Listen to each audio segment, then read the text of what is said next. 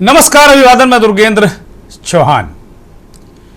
13 दिन सैकड़ों मिसाइलें और पूरी दुनिया की सांसें थमी हुई हैं कि अब आगे क्या होगा। पूरी दुनिया इस डर में जी रही है कि कहीं यह तीसरा विश्व युद्ध में तब्दील न हो जाए मिडिल ईस्ट का वार। बहरहाल, इस बीच तेहरान से एक बड़ी खबर आई है। वो ये है कि ईरान के राष्ट्रपति मसूद पेजिशकियन ने पहली बार युद्ध विराम यानी सीज फायर की बात की है। पेजिशकियन ने कहा है कि किसी भी समझौते में ईरान के कानूनी अधिकारों को मान्यता दी जानी चाहिए। यह गारंटी भी दी जाए कि भविष्य में ईरान पर कोई हमला नहीं होगा इजराइल और अमेरिका द्वारा। इसके इतर उन्होंने युद्ध के दौरान हुए नुकसान के मुआवजे की भी मांग की। ये 3 शर्तें रख दी हैं ईरान के राष्ट्रपति ने कि सशर्त वो सीज फायर कर सकते हैं। सोशल मीडिया एक्स प्लेटफॉर्म पर किए गए एक पोस्ट में पेजिशकियन ने कहा है कि रूस और पाकिस्तान के नेताओं से बातचीत के दौरान उन्होंने क्षेत्र में शांति के लिए ईरान की प्रतिबद्धता को दोहराया है। एक्स पर वो लिखते हैं कि इस संघर्ष को खत्म करने का एकमात्र रास्ता यही है कि ईरान के अधिकारों को मान्यता दी जाए, नुकसान की भरपाई की जाए और भविष्य में हमले के खिलाफ अंतर्राष्ट्रीय गारंटी भी मिले। हालांकि युद्ध विराम के संकेतों के बीच ईरान की ओर से सख्त चेतावनी भी दी गई है। ईरानी सेना के प्रवक्ता अबुल फजल शेखरची ने सरकारी टीवी से कहा कि यदि अमेरिका ने ईरानी बंदरगाहों या पोर्ट सुविधाओं पर हमला किया तो फारस की खाड़ी क्षेत्र का कोई भी पोर्ट या आर्थिक केंद्र ईरान की पहुंच से बाहर नहीं रहेगा। उन्होंने चेतावनी दी कि अगर ईरान के पोर्ट को निशाना बनाया गया तो सेना अब तक के ऑपरेशन से भी कहीं बड़ा सैन्य अभियान शुरू कर सकती है। ऐसे में जहां एक तरफ युद्ध विराम की उम्मीदें बंधी हैं, दूसरी तरफ तेल आपूर्ति, समुद्री व्यापार और क्षेत्रीय सुरक्षा को लेकर खतरा अभी भी बरकरार है। देर शाम पहली बार पदभार संभालने के बाद ईरान के नए सुप्रीम लीडर मोज़्तफ़ा ख़ामेनेई ने कहा कि हमले का जवाब हमले से दिया जाएगा। जो भी मुअज़्ज़िज़ लोग अयतुल्लाह अली ख़ामेनेई समेत इस युद्ध में मारे गए हैं, उनकी मौत का बदला ईरान लेगा। मोज़्तफ़ा ख़ामेनेई का बयान एक बार फिर से इस पूरे खाड़ी इलाके में, मिडिल ईस्ट में गर्मी पैदा करने के लिए काफ़ी है। उन्होंने अमेरिका और इजराइल को चेताया कि वो हमको हल्के में ना लें। उन्होंने कहा कि ईरान एक लंबे युद्ध के लिए तैयार है, कहीं भी कोई कुछ कहने की आवश्यकता नहीं। इस बीच कई घटनाक्रम भी हुए।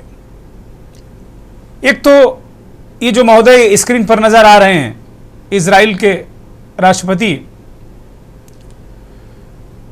प्रधानमंत्री माफ कीजिएगा, वो उनके दफ्तर पर हमले का एक वीडियो भी ईरान ने जारी किया। तो कुल मिलाकर इस तरीके से दावे प्रतिदावे, इनके बीच क्या जो ईरान के राष्ट्रपति हैं उनकी ये 3 शर्तें, क्या ये भयानक युद्ध को विराम की ओर ले जाएंगी? मंथन में आज यही बड़ा सवाल है।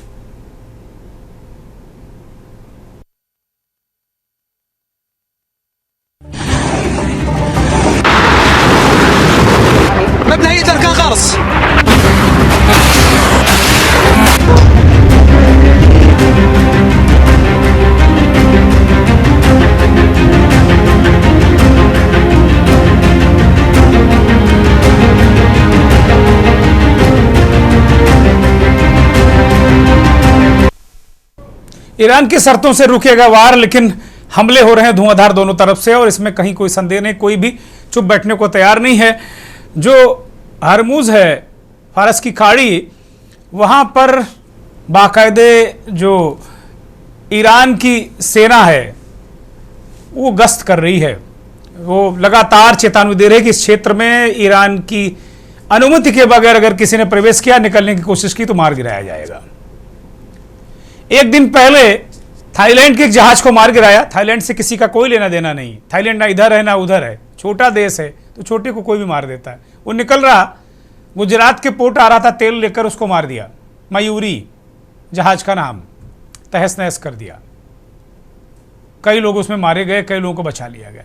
इसी तरीके से देर रात कल अमेरिका और इजराइल के 2 जहाज़ों को ईरान ने निशाना बनाया।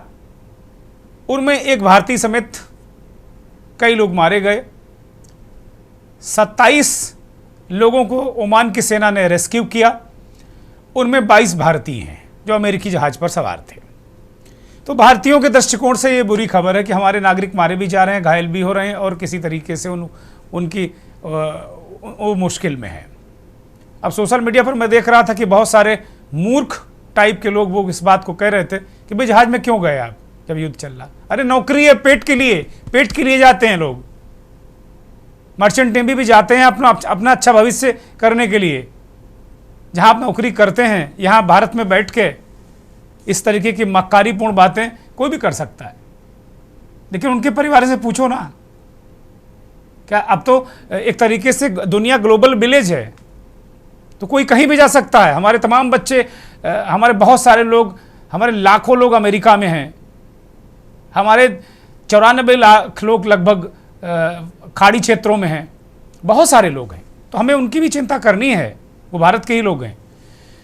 इस बीच यूएन सुरक्षा परिषद में 135 देशों ने हस्ताक्षर किए, उनमें भारत भी शामिल है। और इन सब ने ईरान के उस कृत्य की निंदा की है जिसके तहत ईरान ने उन देशों पर भी हमला किया, यूएई, कतर जैसे देशों पर हमला किया है, दुबई, खाड़ी के अन्य देशों पर जो हमला किया है उसकी निंदा की है कि भाई आपकी लड़ाई अमेरिका और इजराइल से है, लेकिन आप हमला कहीं भी कर दे रहे हैं। अरब देशों में हमला कर दे रहे हैं, मिडिल ईस्ट के देशों में हमला कर रहे हैं।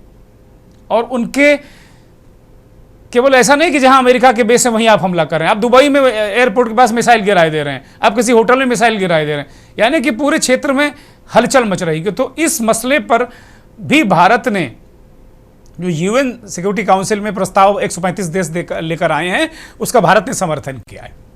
अब इस बात को लेकर यहां विपक्ष सवाल उठा रहा है कि भाई ठीक बात है, प्रधानमंत्री जी ने जब इजराइल के दौरे पर थे तो उन्होंने फिलिस्तीन का जो आतंकी ग्रुप है हमास, उसकी निंदा की, किलिंग की, तो उन्हें इजराइल ने जो फिलिस्तीनियों को मारा उसकी भी निंदा की जानी चाहिए। अगर कोई पब्लिक ठिकानों पर, स्कूलों पर, अस्पतालों पर, कोई भी हो, इजराइल हो, ईरान हो, कोई हो, अगर बमबारी कर रहा तो इससे घृणित कार्य कोई हो नहीं सकता। लेकिन हमारी भूमिका दोनों तरफ बराबर होनी चाहिए। हमारा पल्ला एक तरफ झुका नहीं दिखना चाहिए। ये विपक्ष की बात है और मशवरा भी है सरकार को। इन सबके बीच कहा जा रहा है कि भाई देश में लगातार संकट बढ़ रहा है, गैस सिलेंडरों की लाइन लग रही है, लोग परेशान हैं, होटल रेस्टोरेंट बंद हो रहे हैं, या लकड़ी या अन्य संसाधनों पर, बिजली पर किसी तरीके से आ रहे हैं। हरदीप पुरी पेट्रोलियम मंत्री, उन्होंने कह दिया कि भाई कोई कमी उमी नहीं है, और जो कमर्शियल सिलेंडर इस पर तो हमारा कोई कंट्रोल भी नहीं है, और कमर्शियल सिलेंडर की भी कालाबाजारी हो रही है, जमाखोरी हो रही है। पुरी साहब ने बिल्कुल जमाखोरी, कालाबाजारी पर पूरा ठिकरा फोड़ दिया, और फिर अभी भी कह रहे हैं कि ना हमारे पास कोई कमी नहीं, उत्पादन उतना ही हो रहा है। मेरा छोटा सा सवाल है कि भाई सिलेंडर तो उतने ही होंगे ना, कि अचानक की खाड़ी युद्ध के दौरान बहुत सारे सिलेंडर बन गए और उनमें एक्स्ट्रा गैस लोग भरवा के अपने घर में रख के ले रहे हैं। जिसको जितने सिलेंडर अलाट होंगे उतने ही होंगे ना, तो उतने सिलेंडर भर के रखने को उसको अधिकार है, रखता ही होगा आदमी। हमारे पास एक असेसमेंट होगा कि भाई फला के पास 3 सिलेंडर, फला के पास 2 सिलेंडर, हम उसको गैस देते रहे हैं। तो अचानक फिर जमाखोरी कहां से आ गई? अगर किसी के पास 3 सिलेंडर है, तीनों भरना सुनिश्चित कर रहा है, तो जमाखोरी कहां से भाई है? ये अपनी पूंछ बचाने की बात है। और आईआरसीटीसी जो रेलवे की व्यवस्था को देखता है, वो कह रहा है कि भाई गैस सिलेंडर की दिक्कत है, कमर्शियल सिलेंडर नहीं मिल रहे हैं। वो तो सरकारी सिस्टम में है, वो क्यों झूठ बोलेगा? तो उसको सिलेंडर के नहीं मिल रहे हैं तो बात कहेगा भाई।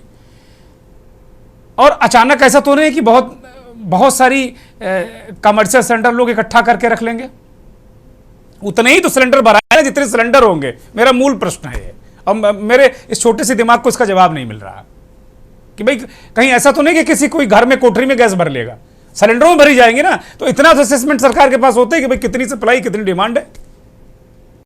डिमांड तो बड़ी नहीं, होटल वैसे ही चल रहे हैं, शादी बारातें वैसे हो रही जैसे दुनिया चलती थी। तो ये अचानक ये कहां से जमाखोरी और कालाबाजारी की वोट ले ली? और फिर कालाबाजारी कौन दूर करेगा? ज्यादातर सरकारें आपकी हैं, सरकार से सवाल पूछा जाएगा ना।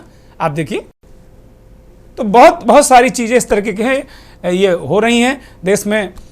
अच्छी बात है, मैं तो कहता हूं संकट नहीं है, वो खुद कह रहे हैं। मैं तो खुद आज सुबह से ट्राई कर रहा था कि भाई एक सिलेंडर मिल जाए। मेरे भी घर का सिलेंडर खाली है, एक लगा हुआ है, एक खाली रखा हुआ है, और बुक कराए हुए 1 महीना से 1.5 महीना से ऊपर हो गया। तो नियमानुसार भी मिल जाना चाहिए, लेकिन एजेंसी वाले फोन नहीं उठा रहे। मैं अपना अनुभव बता रहा हूं खुद का, फोन ही नहीं उठा रहे हैं। जो ऑनलाइन बुकिंग, कोई मतलब नहीं, लाइनें लगी हुई हैं। चूंकि सबको धंधा करना है तो सबके मुंह बंद है, एजेंसी वाले चुप हैं। जैसा जो को हो रहा है, लोग लाइन पर लगे हैं, धक्के खा रहे हैं। लोग पागल थोड़ी इस देश के, क्या कि सुबह से धूप में लाइन लगा के मंत्री जी ने ऐसे में बैठ के कह दिया कि साहब जमाखोरी लोग कर रहे हैं। ये आपके अपने लोग हैं जिनको आप जमाखोर बता रहे हैं। ठीक है, 1-2-4% होंगे जो आपदा में अवसर निकाल लेते हैं। कोरोना में बहुत सारे लोगों ने ऐसी मक्कारी धूर्ततापूर्ण काम किए हैं, लेकिन आज भी ऐसी स्थिति क्यों हो रही है? तो कहीं ना कहीं प्रॉब्लम है। और एक बहुत अच्छी खबर आई कि हमारे विदेश मंत्री ने ईरान के विदेश मंत्री से बात की कि भाई जो होर्मुज क्षेत्र है, फारस की खाड़ी है, वहां से हमारे तेल वाहक जहाजों को आने दिया जाए। ऐसी खबरें आई, नेशनल मीडिया ने बिल्कुल चमक के छपक के उस खबर को चलाया और हमको भी बड़ी सुकून मिला। लेकिन देर शाम तक ये रिपोर्ट आई, सरकारी प्रवक्ता ने इसका जवाब दिया कि फारस की खाड़ी में भारत के ओर आ रहे 28 जहाज हैं अभी, 24 पश्चिमी इलाके में और 4 उत्तरी इलाके में। अभी तक ये पिछले 5-6 दिन से वहीं मंडरा रहे हैं, घूम रहे हैं। अभी तक ये इनको क्लियरेंस नहीं मिला है। हालांकि मंत्री जी कह रहे हैं कि हम 40 देशों से तेल खरीदते हैं। अच्छी बात है, संकट नहीं होना चाहिए भाई। तो ये वहां की स्थिति है। और विदेश मंत्रालय के प्रवक्ता रणधीर जायसवाल से भी जब आज पत्रकारों ने पूछा इस संदर्भ में सवाल, तो उन्होंने कहा इस संदर्भ में ज्यादा कुछ मैं कहने की स्थिति में नहीं हूं।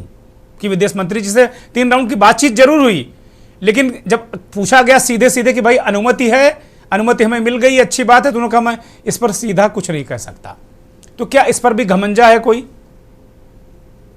ये बहुत सारे सवाल हमारे सामने खड़े हो रहे हैं। लेकिन आज फोकस इसी पर हम रखेंगे कि क्या जो तेहरान की जो शर्तें हैं वो युद्ध विराम की ओर कोई रास्ता प्रशस्त कर रही हैं। बयान सुनिए 3। Non-Hormuz sourcing has risen to approximately 70% of crude imports, up from 55% before the conflict began. India sources crude from 40 countries against 27 in 2006 and 7. This structural diversification, built through sustained policy over successive years, has given us options that other nations find themselves without. I have a gentleman sitting here who is the oil minister. He himself has said that he is a friend of Mr. Epstein. Sir, I'm talking about oil security, sir. Sir, here I have a document which shows that his daughter has received money from. ये भारत सरकार की then है। भारत सरकार के गलत फैसले की वजह से आज लोगों को लकड़ी पे खाना बनाना पड़ रहा है, घरों में भट्टी बनानी पड़ेगी, चूल्हे तैयार करने पड़ेंगे, और बाजार में जिस तरीके से मारामारी है, जो इलेक्ट्रिक से चलने वाले हीटर या इलेक्ट्रिक से चलने वाली प्लेट्स की मारामारी है, वो आप देखने को मिलेगी। ये एलपीजी की जो कमी है, एलपीजी नहीं मिल पा रहा है, उपलब्ध नहीं हो पा रहा, उसकी पूरी जिम्मेदारी भारत सरकार और उत्तर प्रदेश सरकार की थी।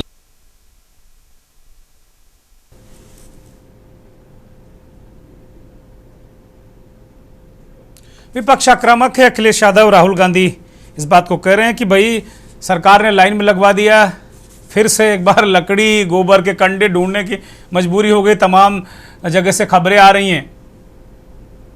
अयोध्या में भगवान रामचंद्र जी का प्रसाद जो रसोई में बनता था वो भी संकट में है, प्रसाद नहीं बंट पा रहा, ताला लग गया रसोई में, सीता रसोई में, राम रसोई में। तो इस तरह की स्थितियां हैं। विपक्ष इस तरीके के मुद्दे उठाकर सरकार को घेर रहा है और बहुत आक्रामक है। लेकिन आज हमारी चर्चा का केंद्र बिंदु यही है कि क्या जो ईरान की शर्तें हैं वो युद्ध विराम का कोई रास्ता खोल रही हैं क्या? हमारे साथ इस चर्चा में colonel Pradeep Bhatia defence expert के तौर पर जुड़े हुए हैं। इस देश के जाने माने defence expert group captain MJ Augustine Vinod sir हमारे साथ जुड़े हैं, बहुत स्वागत आपका। अजय चतुर्वेदी वरिष्ठ पत्रकार हैं, मिडिल ईस्ट के जानकार हैं, और महेंद्र सिंह इस देश के जाने माने वरिष्ठ पत्रकार विश्लेषक इस कार्यक्रम में आ चुके हैं। आपका ये बहुत बहुत स्वागत, बहुत धन्यवाद, बहुत आभार। सीधे चर्चा की शुरुआत विनोद सर से करेंगे। विनोद सर, एक तरीके से एक बयान, एक ट्वीट आया है वहाँ के राष्ट्रपति का ईरान के। उन्होंने 3 शर्तें रखी हैं और जो तीनों शर्तें हैं उनको कोई भी व्यक्ति अगर देखेगा तो कोई संप्रभु देश के लिए वो कोई बहुत एक बड़ी जरूरी शर्तें लगती हैं। जिस पर आक्रमण हो रहा हो वो भी जवाबी आक्रमण लगातार कर रहा हो, तो क्या ये आज 13वें-14वें दिन ईरान के राष्ट्रपति का ये बयान जिसमें 3 शर्तें उन्होंने रखी कि अगर ये 3 शर्तें अंतर्राष्ट्रीय समुदाय और अमेरिका और इजराइल माने, तय करे, तो हम विचार कर सकते हैं शांति बहाली की ओर। आप इसे किस तरीके से देखते हैं विनोद सर? अनम्यूट करिए प्लीज। अनम्यूटेड हुए जी प्लीज। हाँ, धन्यवाद आपने बुलाया आज जी। 2-4 चीजें मैं स्पष्ट करना चाहता हूं दुर्गेन, ताकि दर्शक समझ जाएं हम किस चीज के बारे में डिस्कस कर रहे हैं और क्यों कर रहे हैं। सबसे पहला जो बिंदु है, केंद्र बिंदु, वो ये था कि ईरान ने स्पष्ट शब्दों में ये कहा था कि हम इजराइल को निस्नाबूद कर देंगे, रहने नहीं देंगे। तो वो उस बेसिस पे ये सारी लड़ाइयां शुरू हुई।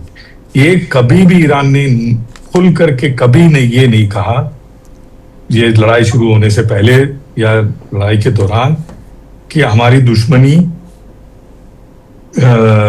यूनाइटेड स्टेट्स की सरकार से है और इजराइल की सरकार से है, ना कि इजरायली जो जू यहूदी हैं उनके खिलाफ। कभी स्पष्ट नहीं कहा। ये पहली बार ऐसा हो रहा है कि इस युद्ध विराम के जो प्रस्ताव है जिसमें इजराइल का जिक्र या इजराइल के लोगों का जिक्र या यहूदियों को खत्म करने की जिक्र नहीं है। तो जब आप कहते हैं कि हम यहूदियों को निस्नाबूद कर देंगे, इस दुनिया से मिटा देंगे, जस्ट बिकॉज कि वो किसी एक समुदाय से आते हैं या किसी एक रेस से आते हैं, वो अपने आप में बहुत ही एक दर्दनाक एक नजरिया है मेरे हिसाब से। चलिए, उस वजह से क्या आप पूरे ईरान को खत्म कर देंगे जैसे आपने गाजा स्ट्रिप को खत्म किया? वो अपने आप में ही उससे भी बुरा काम है। उसमें आपने जाके एक स्कूल में जहां बच्चियां थी उन पे अटैक कर दिया और आप कह रहे हैं कि ये गलती से हो गया, हमसे कोलैटरल डैमेज है। वो और ज्यादा दर्दनाक है। तीसरा केंद्र बिंदु ये है, अच्छा लड़ाई आप दोनों के बीच में है, उसमें आप बाकी लोगों को जो लपेटे में ले रहे हैं। मिडिल ईस्ट ने आपके साथ खड़ा रहा। मिडिल ईस्ट ने ये कहा हमारी कोई भी सरजमीन आपके खिलाफ अटैक में इस्तेमाल नहीं किया जाएगा, और नहीं भी हुआ। कोई मिसाइल या कोई एरोप्लेन डायरेक्ट अटैक में ईरान के ऊपर मिडिल ईस्ट से नहीं टेक ऑफ हुआ। ये सारी जो टेक ऑफ हुई या तो डीगो गार्सिया से हुई या फिर यूएसएस एब्राहम लिंकन से हुई। उसके बावजूद अगर आप सारी दुनिया का जो एनर्जी है आप उस पर अटैक कर रहे हैं, ताकि दुनिया के लोग ट्रम्प पे प्रेशर डालें कि भाई जल्दी से इसको रोक दो। ये कैसा टैक्टिक्स है ये मुझे अभी तक नहीं समझ में आया है। हो सकता है ये एक वाजिब टैक्टिक्स हो, लेकिन इस पे चर्चा आने वाले कई सालों तक होगा। हॉर्मूज के इंपॉर्टेंस पे मैंने एक पूरा आर्टिकल लिखा है तुर्गेन जी, मैं आग्रह करूंगा आपके दर्शकों से भी जाकर के उसको पढ़िएगा जी। फरवरी 5 तारीख को मैंने लिखा था जी। कि हॉर्मूज जो है उनके लिए, ईरान के लिए न्यूक्लियर कार्ड से भी बड़ा एक ट्रम्प कार्ड है, और वही आज हो रहा है। जी जी। हॉर्मूज का जो तुर्क का पत्ता जो है वो सभी को सभी के घर, हम आपके घर में भी प्रॉब्लम पैदा कर रहा है, जिसके बारे में फरवरी 5 को मैंने दुनिया को, या फिर जो पढ़ते हैं मुझे, उनको आगाह कर दिया। जी। चौथा और सबसे इंपॉर्टेंट बिंदु ये है, ये आग के लपटें जो हैं सब दुनिया में सब जगह फैल चुका है। क्या ये तीसरा विश्व युद्ध की तरफ हमारे को धकेल रहा है? ये बड़ा सवाल है। पता नहीं, जब अगर युद्ध विराम नहीं हुआ, हो सकता है तीसरा विश्व युद्ध हो जाए, क्योंकि मिडिल ईस्ट के कुछ देश जो हैं ऑलरेडी ईरान पे अटैक करना शुरू कर दिए हैं। यूएई ने आज डायरेक्ट अटैक नहीं, डिफेंसिव अटैक शुरू कर दिया पहली बार। तो ऐसे जो अब मिडिल ईस्ट के देश भी अगर इसमें कूद जाएंगे, और एनर्जी के लिए साउथ ईस्टर्न नेशंस भी कूद जाएंगे, किम जोंग उन भी आ जाएंगे इस पूरे इसमें, और रशिया भी आ जाएगा, आप सोचिए फिर विश्व युद्ध ही हो गया फिर एक तरह से। तो इसको हमें रोकना होगा।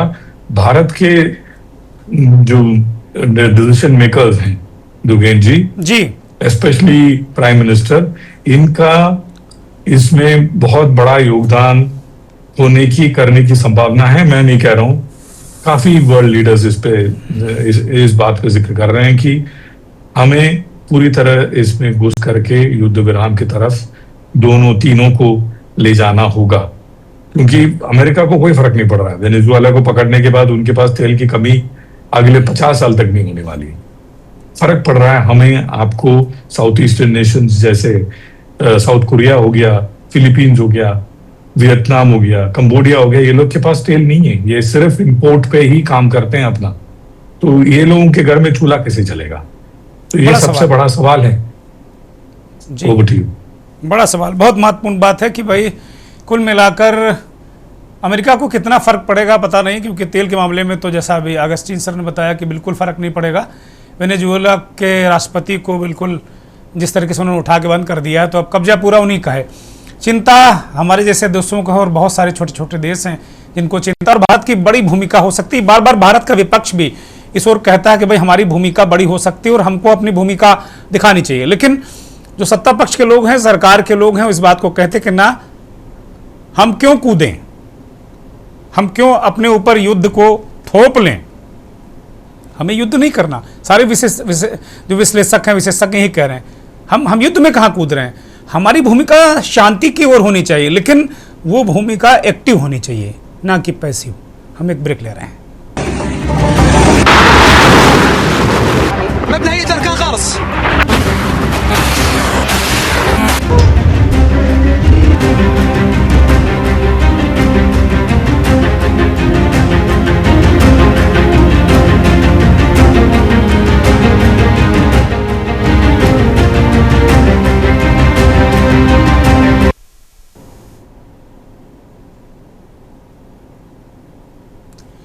ईरान की शर्तों से रुकेगा वार, ये आज मंथन में हमारा ये विषय है। ब्रेक से पहले जाने माने defence expert MJ Augustine Vinod sir कह रहे थे कि भाई अब भारत की भूमिका बड़ी महती है और बड़ी भूमिका होनी चाहिए, क्योंकि भारत समेत तमाम ऐसे देश हैं जिनकी ऊर्जा निर्भरता दूसरे देशों पर है। अमेरिका को कोई फर्क नहीं पड़ने वाला, और वो एक बहुत बड़ी आशंका जता रहे हैं कि अगर किम जोंग उन भी कूद गए, रशिया भी कूद गया और भी कूद गया, तो फिर ये भयंकर विश्व युद्ध होगा, तीसरा विश्व युद्ध। और दर्शकों को याद होना चाहिए कि दूसरा विश्व युद्ध जब खत्म हो गया था, तब उसे दूसरा विश्व युद्ध नाम दिया गया था, तो उस दौरान भी नहीं लग रहा था कोई विश्व युद्ध हो रहा है। तो इस बार और बहुत कोई ये बड़ी खतरनाक और बड़ी पीड़ा का विषय होता है। युद्ध हम और आप बड़े सेफ क्षेत्र में बैठकर बात कर सकते हैं इस तरीके की, कैसी ही बात कर रहे हैं, उलझुल कुछ भी हम कर सकते हैं जो लोग कर रहे हैं तमाम सोशल मीडिया पर। लेकिन जहां जो लोग युद्ध की विभीषिका को झेलते हैं, जिनकी हम मिसाइलें गिरती हैं, जिनका खाना पानी बंद, सांसें बंद, सांसत में जिंदगी, उनसे पूछिए युद्ध क्या होता है। जिनके परिजन मारे जाते हैं, चीख पुकार मचती है, अपने परिजनों को खोते हैं। युद्ध कोई साधारण बात थोड़ी। कमरे में बैठकर ट्रंप ने बटन दबा दिया, नेतन्याहू ने बटन दबा दिया, ईरान में खमैनी ने बटन दबा दिया। ये क्या है, क्या भाई हो रहा है इस दुनिया में। तो इस ऐसी स्थिति में भारत की भूमिका बुद्ध वाली है। हम युद्ध नहीं बुद्ध के समर्थक हैं। इस विषय को लेकर हमें चलना चाहिए और भारत की भूमिका होनी चाहिए। विपक्ष ये कह रहा है कि भाई हमको मुंह में दही जमा के नहीं बैठना, हमें बोलना है, हमें बताना है। हम युद्ध न थोपें, लेकिन अपनी भूमिका को हम जरूर रखें कि भाई हमारी भूमिका शांति की ओर है। बार बार विपक्ष ये कह रहा है कि हमने अपनी विदेश नीति को कंप्रोमाइज़ कर दिया, हमने ट्रंप से कंप्रोमाइज़ कर दिया सब कुछ। पता नहीं, लेकिन मुझे नहीं लगता कि इतना शक्तिशाली और पावरफुल देश ऐसा करेगा, और करना भी नहीं चाहिए। तो ब्रेक से पहले हमारे एक खास मेहमान ने इन सब विषयों पर चर्चा में अपनी बातें रखी। हमारे साथ केवी फैबियन साहब हैं, फॉर्मर डिप्लोमेट हैं, बहुत दुनिया को समझते हैं, दुनिया के जियो पॉलिटिक्स को समझते हैं। फैबियन सर, आपकी तरफ मैं आ रहा हूँ। जिस तरीके से ईरान के जो राष्ट्रपति हैं, उनकी 3 शर्तें आई हैं, आपको उनमें कुछ उम्मीदें दिखती हैं क्या कि उनके जरिए कोई युद्ध विराम की ओर हम जा सकते हैं? या जिस तरीके से इजराइल और अमेरिका ने भी उस पर प्रतिक्रिया बहुत उस तरह की नहीं दी है, आप इन स्थितियों में किस तरीके से देख रहे हैं पूरे इस अशांत क्षेत्र को, भारत की भूमिका को? Fabian sir.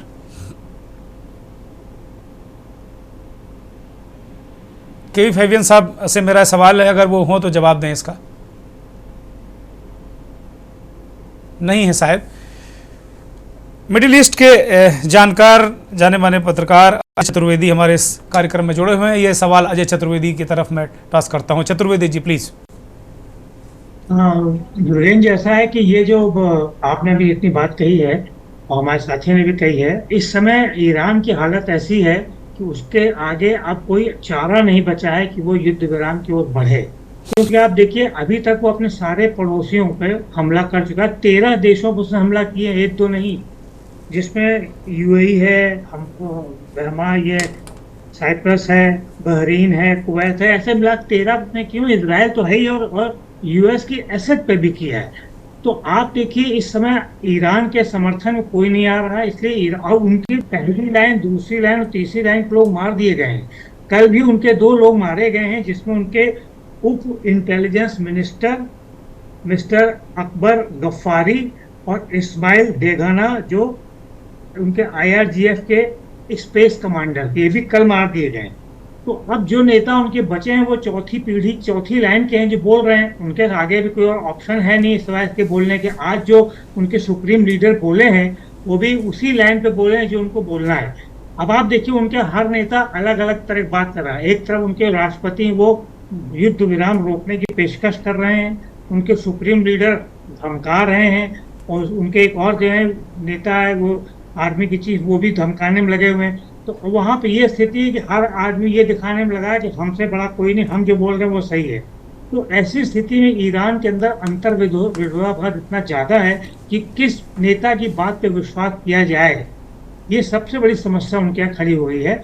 और इसी का फायदा उठा के उनके पड़ोसी भी आज हमला करने की स्थिति में उन पर आ गए हैं। तो ईरान ने अपने पड़ोसी खो दिए हैं, उनके पास आग्नेयास्त्र बहुत कम हो गए हैं।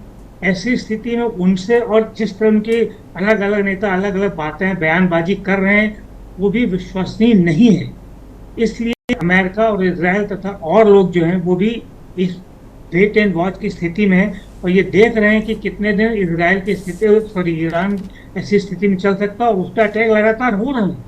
तो ईरान में और लोग मारे गए, काफ़ी अटैक किए, इंफ्रास्ट्रक्चर में काफ़ी नुकसान पहुँच रहा है।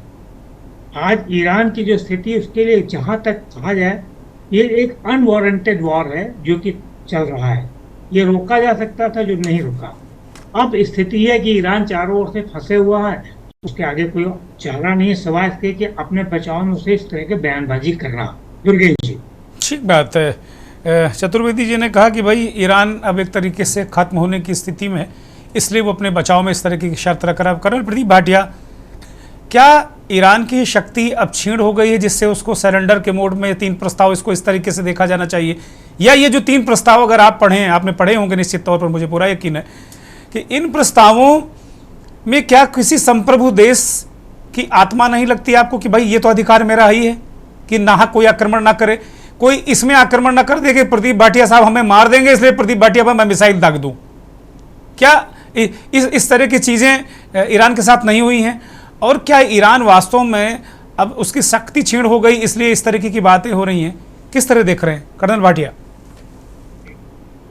दुर्गेंद्र जी, इसमें सबसे पहले मैं ये बताना चाहूंगा कि जो बातें अभी तक कही गई, इसमें एक बहुत इंपॉर्टेंट बात आज निकल के आई, जिसे यूएस थिंक टैंक ने बोला है कि इस समय जो स्थिति है इसे रुकवाना बहुत जरूरी है और एक ही देश में और एक नेता के पास ये क्षमता है जो इस वॉर को रुकवा सकते हैं। और उन्होंने भारत का नाम और हमारे प्राइम मिनिस्टर नरेंद्र मोदी का नाम लिया और ये बोला कि भारत की स्थिति इस प्रकार से है, वो अगर मध्यस्थता करता है बाकी साथी देशों के साथ तो इस वॉर को रुकवाया जा सकता है। ये अलग बात है कि अभी डायरेक्टली इसमें भारत का इन्वॉल्वमेंट नहीं हुआ, लेकिन हमारी डिप्लोमेसी जो कि चीख चिल्लाकर बोलती नहीं है लेकिन बैकडोर पर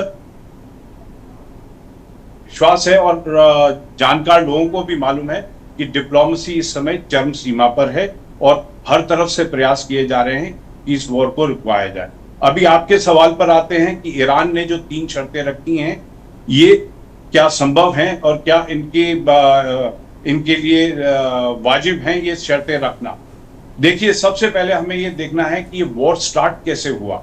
जब ईरान और यूएस के बीच में टॉक्स काफी एडवांस स्टेज में थी और ईरान को अंदेशा भी नहीं था कि ये अटैक हो जाएगा, उस समय यह अटैक किया गया।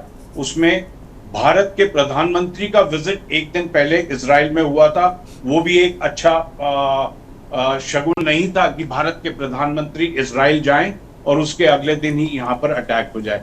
तो everybody was taken by a surprise including Israel. Israel को काफी नुकसान पहुंचाया गया, उनकी पूरी की पूरी टॉप हायरार्की को खत्म कर दिया गया ईरान की। और साथ में जो सबसे बड़ा दर्दनाक हादसा हुआ वो जो स्कूल में 160 बालिकाओं के दर्दनाक अंत हुआ, मौत हुई, वो एक काफी दर्दनाक हादसा था।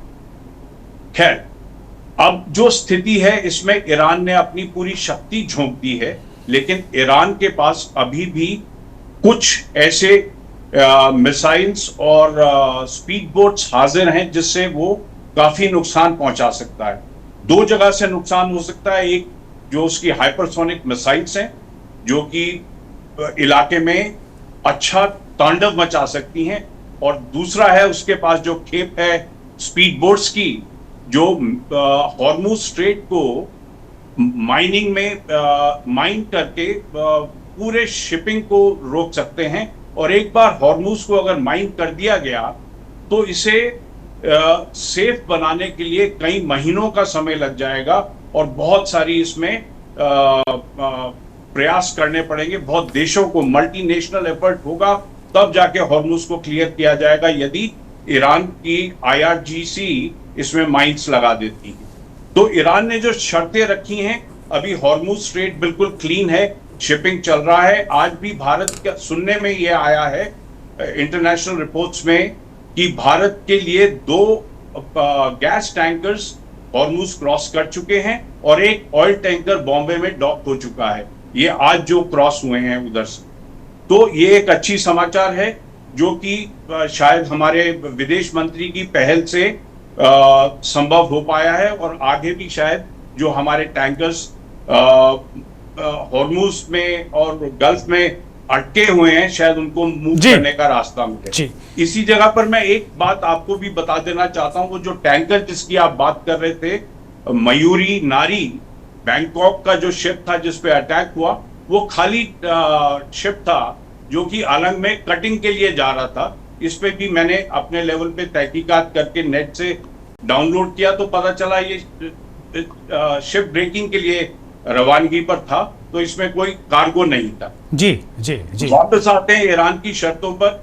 मेरा ये मानना है कि एक शक्तिशाली देश या कोई भी इंडिपेंडेंट कंट्री हो, उसके अपना वजूद बचाने के लिए ये शर्तें जो ईरान ने रखी हैं वाजिब हैं। और उनके जो मुस्तफा साहब हैं उन्होंने भी आज अपने भाषण में यही बातें दोहराई हैं कि हमें मुआवजा चाहिए, हमारे ऊपर जो अत्याचार हुआ उसका बदला लेंगे। तीसरा, उन्होंने कहा बड़े स्पष्ट शब्दों में कि ये लड़ाई हमने शुरू नहीं की है और इसका अंत हम करेंगे।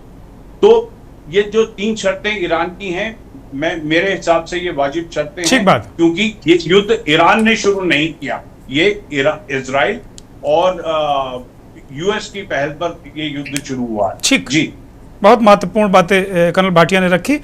हमारे साथ केवी फैवियन सर जुड़ गए हैं, फॉर्मर डिप्लोमेट हैं, वो फोन लाइन पर। फैवियन सर, अभी जिस तरीके से यूएन में 135 देशों ने प्रस्ताव मूव किया है और ईरान की मजम्मत की है, उसकी आलोचना की है कि उसने अपने जो आसपास के देशों जिनसे कोई मतलब नहीं था, जिनका कोई वास्ता नहीं था, उन पर अटैक किया, उसमें भारत भी है। तो इसको किस तरह देखते हैं कि क्या इससे कहीं परोक्ष रूप से भारत इजराइल और अमेरिका के साथ में झुकता तो नहीं नज़र आ रहा है? मेरा ये पहला सवाल है। और दूसरा सवाल आपसे ये है कि जो ईरान के राष्ट्रपति ने कहा है कि 3 ये शर्तें हैं, हम इन पर युद्ध विराम कर सकते हैं या हम इस युद्ध को रोक सकते हैं, तो इनको किस तरीके से देखा जाना चाहिए? फैवियन सर।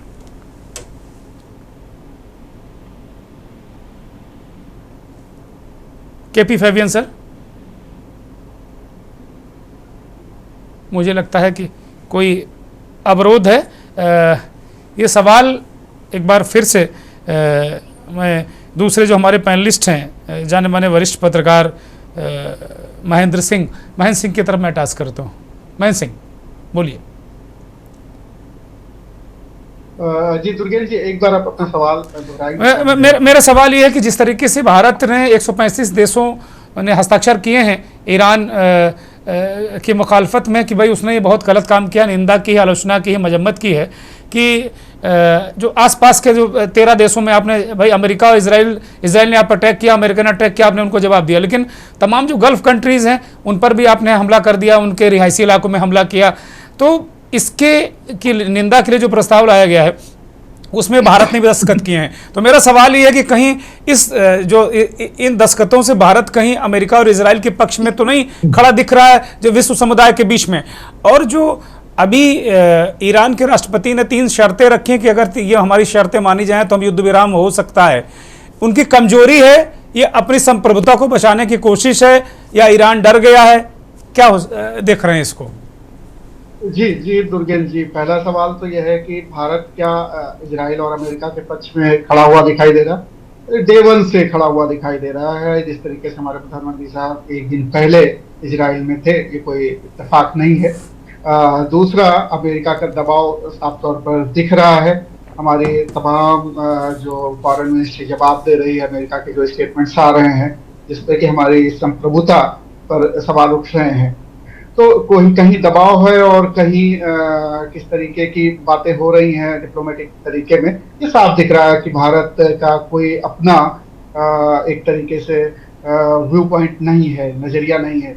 आपको 4 या 6 दिन लग जाते हैं जब सुप्रीम लीडर ईरान की हत्या की जाती है। मैं मौत नहीं कहूँगा, क्योंकि किसी भी देश के आप अगर लीडर को मार रहे हैं तो ये हत्या ही है। तो उस पर शोक जताने में भी आपको बहुत समय लगता है। तो ये कोई एक संप्रभु राष्ट्र की पहचान नहीं है। इस तरीके से कोई कमजोर व्यक्ति, कमजोर देश ही कर सकता है। तमाम देशों ने जब निंदा की थी, यहाँ तक कि पाकिस्तान ने भी निंदा की थी कि सुप्रीम लीडर को नहीं मारा जाना चाहिए था, ये गलत है, और भारत निंदा नहीं कर रहा, इतना समय लगा, तो ये ठीक नहीं है। और दूसरी बात ये कि जो वहाँ के राष्ट्रपति हैं पेजेस्कियन साहब, उन्होंने वाजिब शर्तें रखी। शर्तें मतलब थोड़ी बहुत ज़्यादा इसलिए भी रखी जाती हैं कि जब टेबल पे बैठेंगे तो कुछ पीछे हटना पड़ेगा। तो उसमें अब यही कह सकते हैं कि जो हूतियों, जो उन्होंने कहा कि हमारा प्रभाव बना रहे, तो मैं मान के चल रहा हूँ जो प्रभाव की बात कर रहे हैं वो यमन में हूती हैं, और और इसके अलावा जो जितने और उनके सपोर्ट से संगठन चलते हैं, उनको लेकर के वो बात कह रहे होंगे कि वो उसमें वो फिलिस्तीन की भी बात उठा रहे होंगे, हमास को लेकर के थोड़ा सा कि वो मसले भी हल हो हमारे। और दूसरा संप्रभुता की बात कही है उन्होंने, उनके न्यूक्लियर प्रोग्राम की भी बात कही है और तमाम चीजें। तो गलत क्या है, बिल्कुल ठीक बात मेरे हिसाब से। और बहुत कम शर्तें रखी उन्होंने, 3 शर्तें रखी। और कोई भी संप्रभु देश जिस तरीके से उसको ट्रंप साहब धमकियां दे रहे थे कि बिना शर्त सरेंडर करिए, मतलब वो बातें ऐसी मवालियों वाली हो रही थी, लग ही नहीं रहा था कि कोई राष्ट्रपति है कहीं किसी देश का। अभी भी वो हटी हटी बातें कर रहे हैं, अभी भी, मतलब उसको अभी भी हटी हटी बातें कर रहे हैं। वो अभी भी कह रहे कि हमने नस नाबूद कर दिया है, सब खत्म हो गया है, तो मिसाइल कहां से आ रही हैं फिर ये, अगर आपने सब खत्म कर दिया है। यही जब वहां पर रिपोर्टर्स ने पूछा कि आप कह रहे हैं कि हमने उनके 50-52 बोट्स को डुबो दिया है और जहाजों को डुबो दिया है, तो उन्होंने पूछा कि अब तो स्ट्रेट ऑफ हॉर्मुज बिल्कुल स्वतंत्र हो गया होगा, आपके कब्जे में होगा, तो जहाज जा रहे हैं क्या वहां पर, तो क्यों नहीं जा रहे हैं? और इसी बयान के बाद 2 जहाज मार दिए कल देर रात, इसी बयान के बाद धड़ाधड़ मार दिए ईरान ने कि लो भैया अब तुम निपट लो। बिल्कुल। तो अब ट्रंप साहब को भी समझ में आ रहा है कि क्या गलती हो गई है उनसे। अब उनको इसी तरीके से युद्ध तो शुरू कर दिया, और जैसा कि ईरान ने कहा था कि खत्म हम करेंगे, शुरू आपने कर दिया है। अब वो फंस गया है और इसको लंबा चलाएंगे ईरान उस स्ट्रेटजी पे काम कर रहा है कि आप डायरेक्ट युद्ध जीत नहीं सकते हो, तो उसको लंबा कर दीजिए। और वो लंबा युद्ध खींचने की टैक्टिक्स में अलग अलग कमांडर्स नेतृत्व कर रहे हैं, डिसेंट्रलाइज हो चुका है उनका सारा सिस्टम, और अमेरिका दबाव में है, महंगाई के दबाव में है, ग्रोथ वहां कम होगी, मिड टर्म इलेक्शंस हैं उनके यहाँ, बहुत सारी चीजें हैं। और जो ऑयल है, जो तेल है, उसकी कीमतें बढ़ रही हैं, ब्रेंट की कीमतें बढ़ रही हैं, WTI की कीमतें भी बढ़ेंगी, जो क्रूड ऑयल है जिसपे अमेरिका की खपत। और महेंद्र सिंह, अभी ईरान के जो लीडरान हैं उन्होंने कहा कि $200 प्रति बैरल के लिए तैयार रहिए, धमकाया उन्होंने कि होर्मुज जब हम बिल्कुल बंद कर देंगे $200। और अभी हमारे डिफेंस एक्सपर्ट ने इस बात को कहा कि अगर वहां माइनिंग हो गई तो महीनों लग जाएगा माइनिंग को हटाने में, पूरी दुनिया लगेगी तब माइन वो हटेंगी।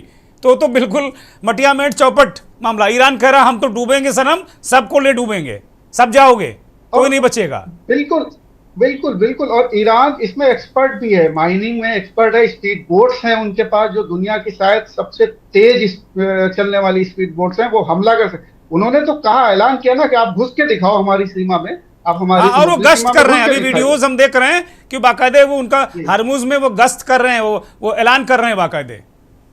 बिल्कुल। और उन्होंने कहा कि आप घुस के दिखाइए, आपको अगर लग रहा है कि आपने हमको तबाह कर दिया, आप घुस के दिखाइए, हमारी नेवी को तबाह कर दिया। अमेरिका की हिम्मत नहीं पड़ रही है वहां पर जाने की। और दूसरा ये कि रही बात जो अमेरिका और इजराइल ये सोच रहे थे 4-5 दिन में ये खत्म कर देंगे, खामनेई को मार देंगे और ये सब कुछ, और दूसरे जो उनके बेटे बने हैं उनको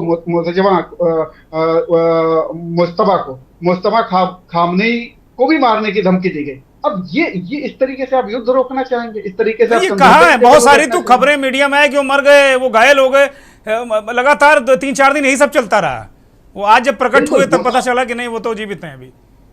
मोसाद और CIA पेनिट्रेट कर चुकी है तमाम जगहों पे ईरान पे, इसमें कहीं कोई दो राय नहीं। लेकिन आप अगर किसी को युद्ध बंद करना चाहते हैं तो आप कोई हायर अथॉरिटी होगी जिससे बात करोगे। आप तमाम वहां डिसेंट्रलाइज हो गए हैं सारे कमांडर्स, किसकी बात सुनेंगे वो? अच्छा, वहां तो मैं अभी महेंद्र सिंह पढ़ रहा था, मैं कहीं देख रहा था कि एक विद्वान इस बात को कह रहे थे कि वहाँ 2008 में कोई वली साहब थे, उन्होंने कमांडर थे, उन्होंने एक डॉक्ट्रिन बना दी थी और उन्होंने खामनेई साहब को सौंपा था कि भाई ये डॉक्ट्रिन है और जब आपके मरने के बाद ये डॉक्ट्रिन लागू हो जाएगी।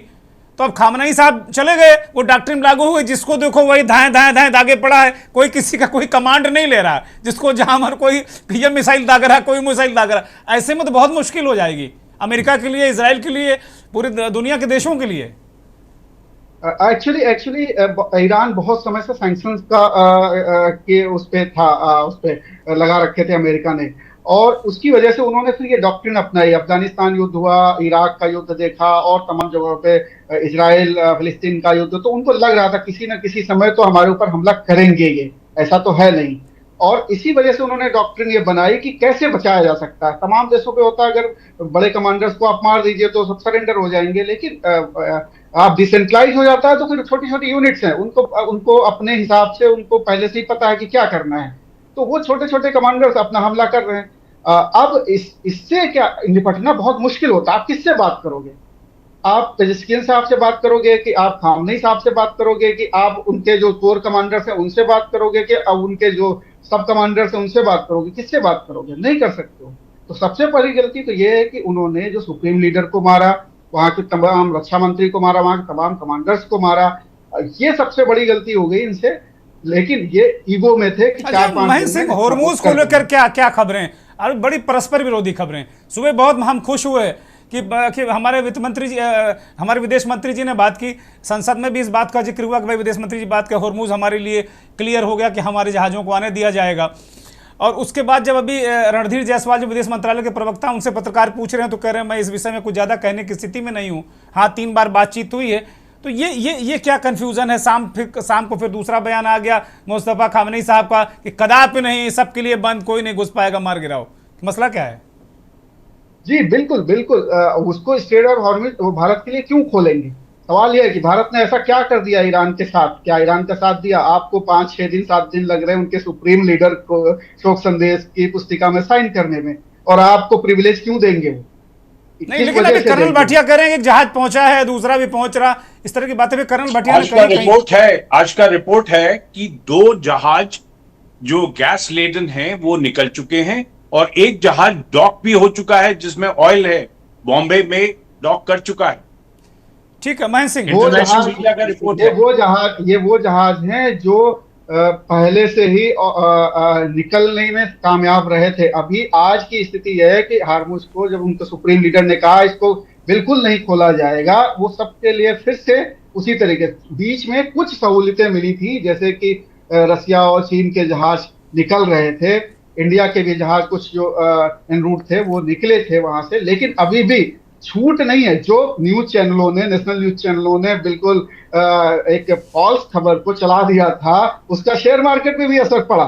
शेयर मार्केट भी उस दौरान कुछ ऊपर गया, तो वो गलत थी। मतलब छूट जैसी कोई चीज नहीं मिली है किसी तरीके से।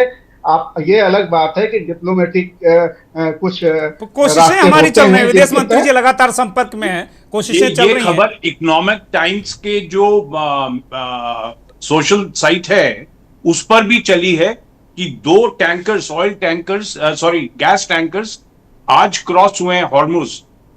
चलिए इस पे सत्यता इसके सामने आ जाएगी। I can't be absolutely authentic, ये चेक करने वाली बात है। आप पत्रकार हैं तो आप ज्यादा जानते हैं। महेंद्र सिंह कंप्लीट करिए, फिर मैं बहुत जरूरी सवाल हमें पूछना है विनोद सर से। महेंद्र सिंह कंप्लीट करिए जल्दी से। तरफ से कोई ऐसा सवाल का जवाब नहीं दिया गया सीधे तौर पर। रणधीर जी की जब प्रेस कॉन्फ्रेंस हुई तब उन्होंने बिल्कुल जैसा कि आप देख सकते हैं ट्विटर पे भी उनका पड़ा हुआ, तो उनकी तरफ से कंफर्म नहीं किया गया कुछ।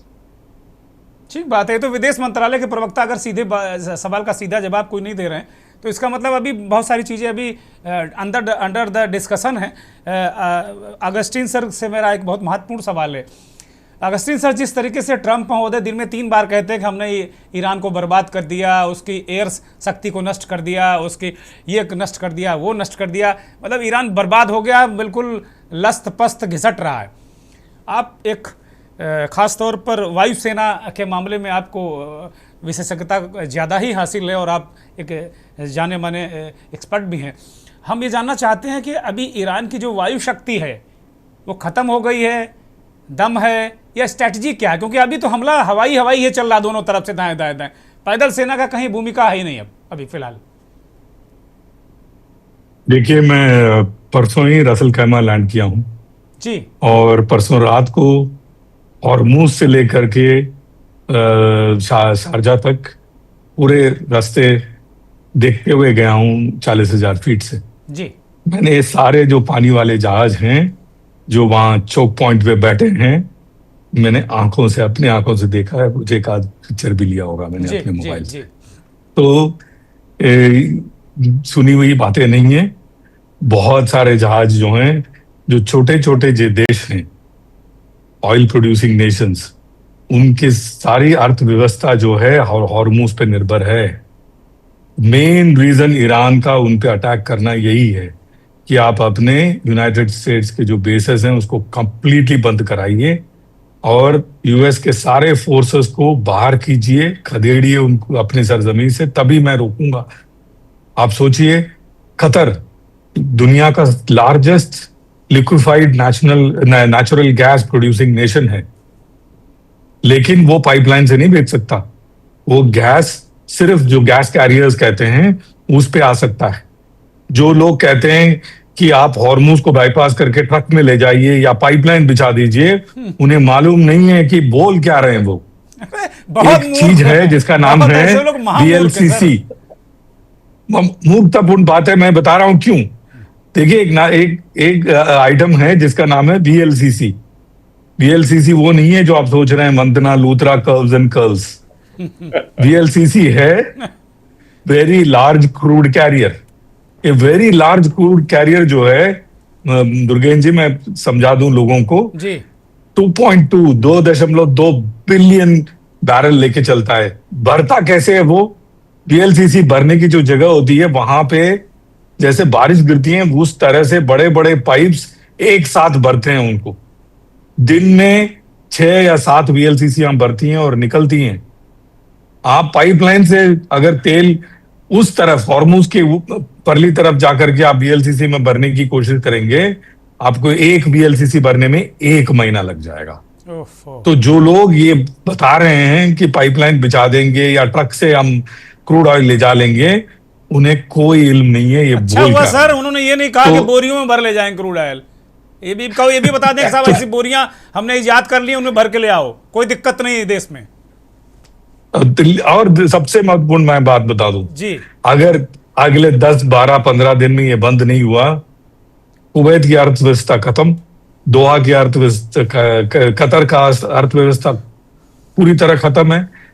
बहरीन घुटनों पर है, सबसे छोटा देश है। 3 महीना रहा हूं मैं बहरीन में। ये जिन देश के जिक्र कर रहा हूं, मैं वहां रहा हूं, जिया हूं। पूरे बहरीन को मैंने साइकिल से नापा है, उतना छोटा देश है वो। बहरीन पूरी तरह चरमरा जा चुका है आज की तारीख में।